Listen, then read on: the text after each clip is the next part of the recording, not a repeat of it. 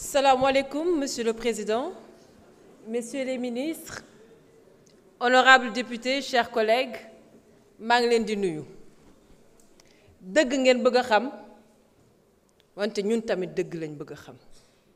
Nous voulons la vérité. Et je vous en donne notre parole. Sauf que la seule différence, que nous voulons toute la vérité. Il ne faut pas que ñu réeral Sénégalais yi.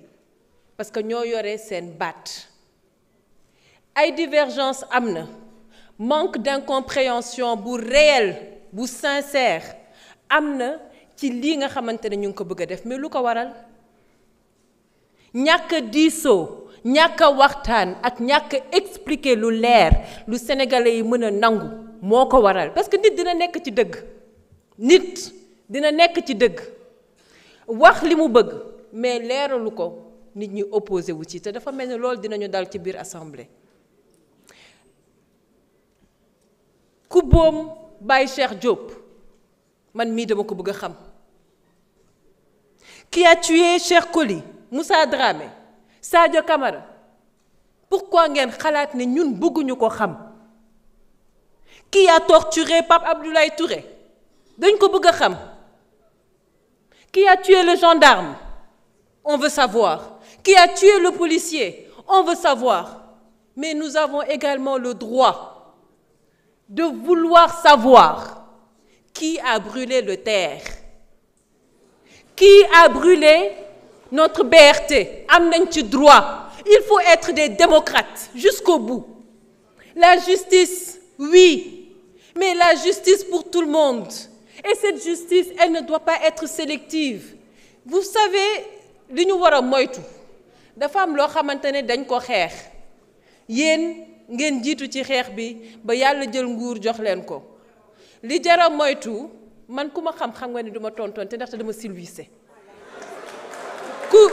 ku jara moytu li ñu jara moytu mooy teguwaat ci yoonu def li nga xamante ne dañ ko doon xeex ba tey parce que les Sénégalais ils ont encore besoin d'espoir. Les Sénégalais, ils ont besoin de travail. Les Sénégalais, ils ont besoin de solutions. Monsieur le ministre, nous voulons la justice. Et nous comptons sur vous pour la justice. Cette loi d'amnistie, si nous faisions partie de la 14e législature, nous ne l'aurions jamais votée.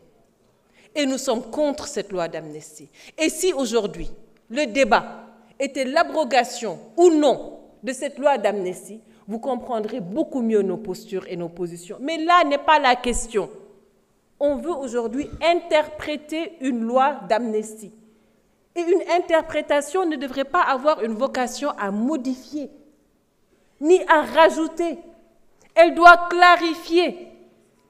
Li ñuy def mënoon na ñàkk tey le Conseil constitutionnel, à lui seul, était habilité à clarifier. Le Conseil constitutionnel mënoon na tey clarifier ne loi d'amnistie bii concerné na tel crime concerné wu ko tel crime concerné wu ko su ko defee ñëpp xam lu leer mais bu leen bañal une partie de la population leur droit de vouloir connaître toute la vérité. Nous sommes sensibles à ceci. Cette interprétation li ngeen laajte kan moo ko bañ mooy wane ne que comprendre goo leen le problème du peuple sénégalais.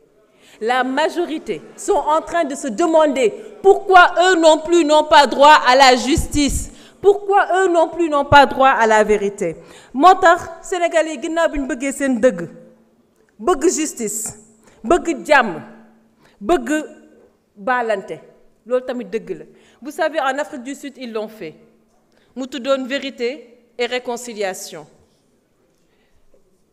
Aujourd'hui, on vous propose de mettre en place une commission vérité et réconciliation te mu am yoon boo xamante ne foofu lay jaar parce que pour que la vérité soit rétablie il faut que les faits soient clairs, ça va de soi.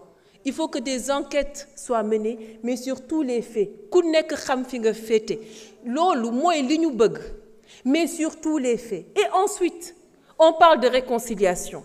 Et ensuite, on parle de pardon pour ceux qui veulent pardonner. Et enfin, on pourra parler d'indemnisation. Donc, vous faites qu'un tey loolu la askan bi wax, je pense que mën nañ see d'accord. Merci. Merci beaucoup. Honorable Awa Seck. Honorable Mayabé Mbaye se prépare.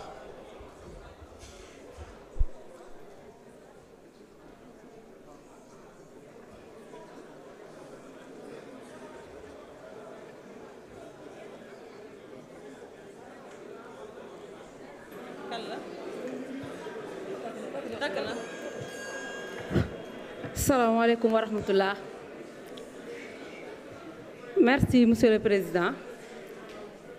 maa ngi lay nuyu bu baax maa ngi nuyu monsieur les ministres de la justice et des relations avec les institutions mes chers collègues maa ngi leen di beral nuyoo merci notre collègue l'honorable député Amadou Ba yaakaar naa loqati nga lancu député yu bari fii ci assemblée nationale bi